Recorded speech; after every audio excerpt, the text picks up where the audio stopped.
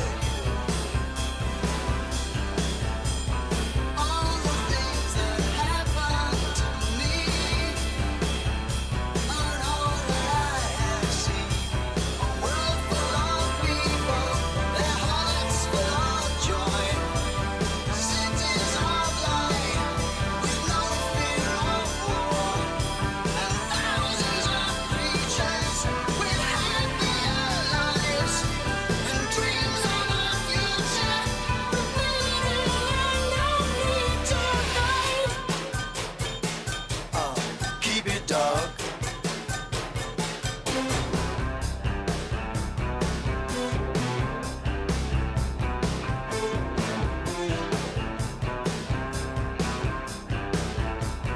It seems strange to have to lie about a world so bright.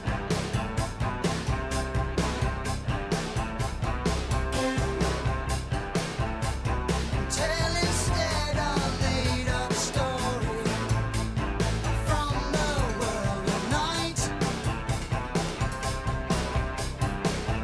I wish that I could really tell you all the things that happened to me and all that I have seen. A world full of people, their hearts full of joy, cities of light with no fear of war, and thousands of creatures with happier lives and dreams of a future where no need to lie, no need to hate, no need to hide. Oh, keep it down.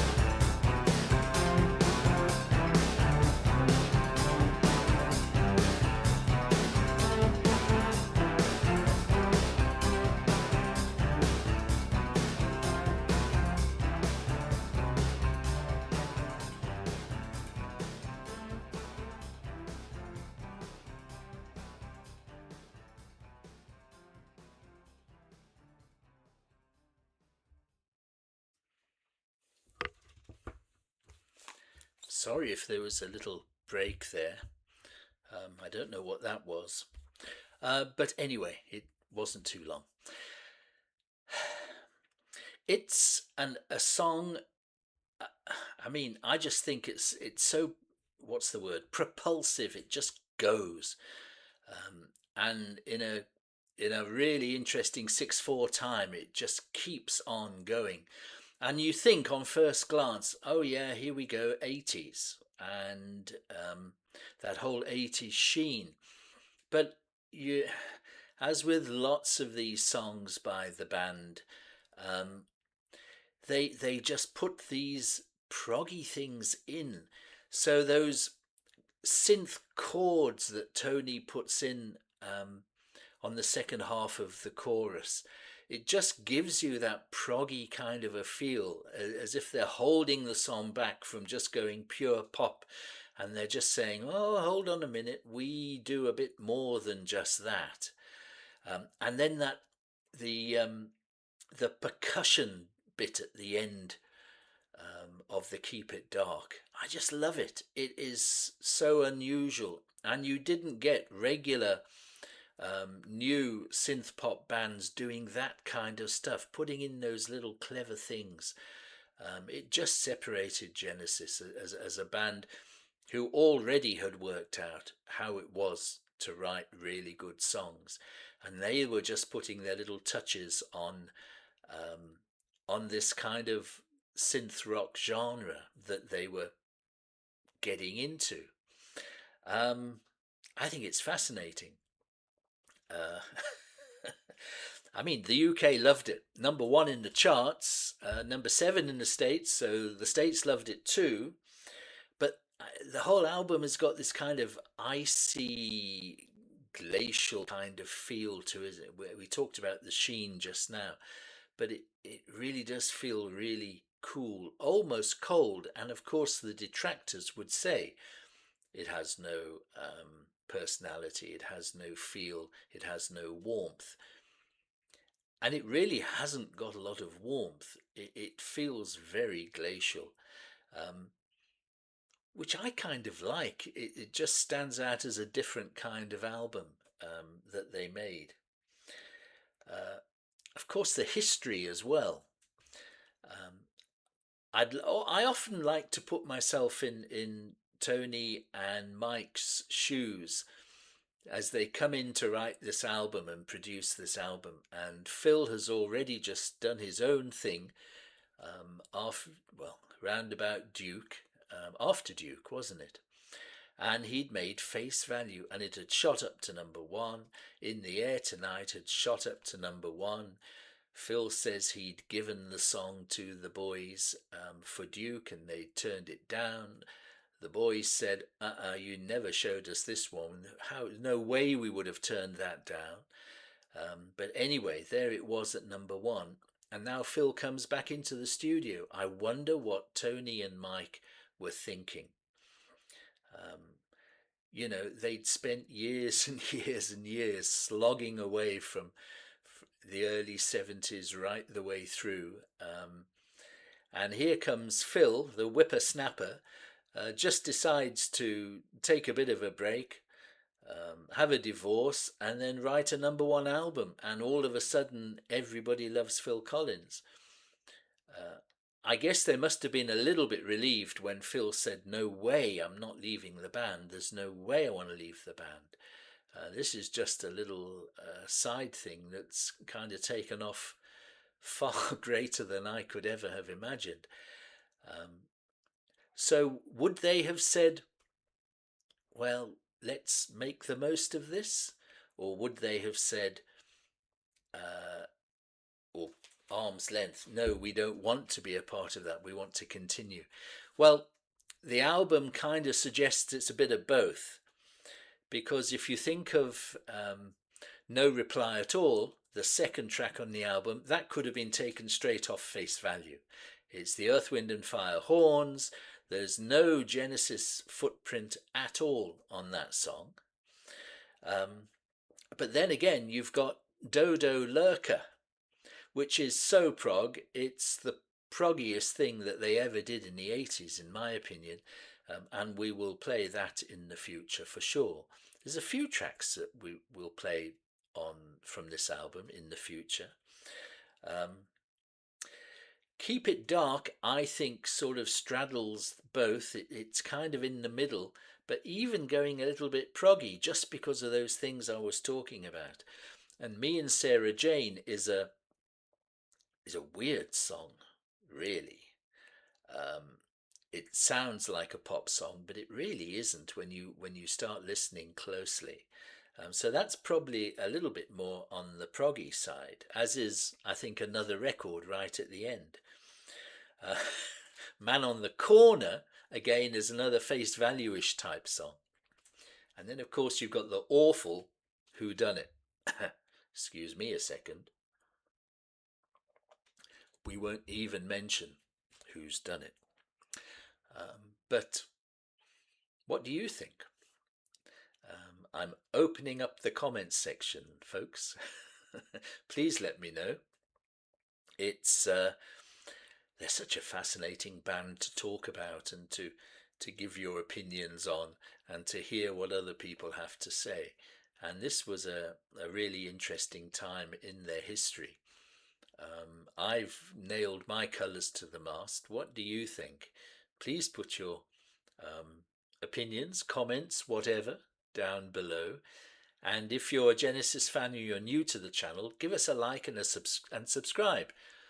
We've got, as I say, I think 11 Genesis songs that we've done already. Entangled is by far the most successful of the videos. It's the most successful video that the channel has ever had. And it's 3 to 4 times more views than any other song. Excuse me. Irrespective of which era it is. Which bamboozles me. I don't really understand why. So I am kind of playing a Peter song, then a Phil song, then a Peter song, and trying to get some kind of a grasp on what everybody likes. I mean, at the end of the day, I'm just going to play the songs I like anyway until we become a request channel or something like that, which might happen. You never know. Um, but yeah, today was a toss up between doing this song and doing a song from Trespass. So yeah, that's how extreme it is. And we'll do that Trespass song, I think, next time round. Um, it really shows the extremes to which the band goes. But I'm a huge fan of Keep It Dark, so I'm pleased I put it on the channel, and I now look forward to hear what you all have to say about it. Um, so there we go. Thank you very much for having watched, having spent some time with me today. Have a look at the Genesis playlist, if particularly if you're new to the channel. Have a look at those songs that we've done. We've got another 150 odd songs in different playlists there as well. So there's plenty for you to have a listen to if you're new. But that will be it for me for now, and I look forward to seeing you on the next episode of Have You Heard, which will be out very soon.